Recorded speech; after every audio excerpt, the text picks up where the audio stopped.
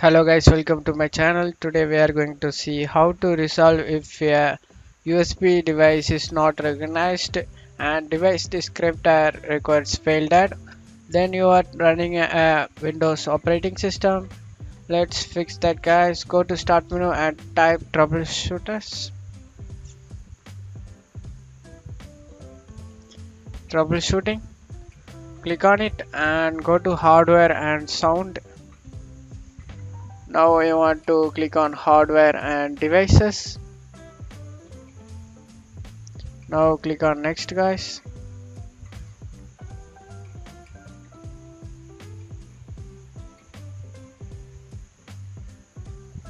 Hardware change might have been directed. Close the troubleshooters. If you're not getting resolved by USB device problem, go to search menu and type device manager. Click on it and you want to universal serial bus controller. Click on the arrow mark and you want to remove the unknown USB device. Anything named as unknown USB device, you want to right click that and uninstall it.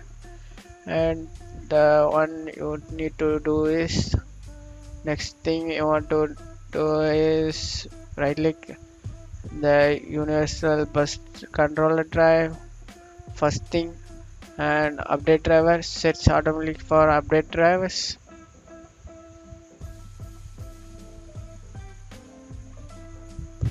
Windows has determined the driver software has for your device is up to date. Close out of here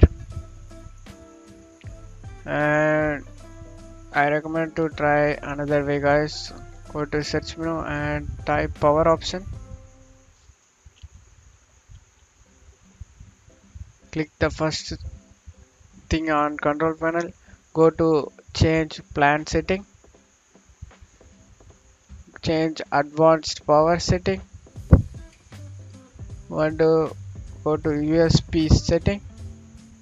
Click the plus and go to USB selective suspend setting. Click on it and the setting you want to disable it guys.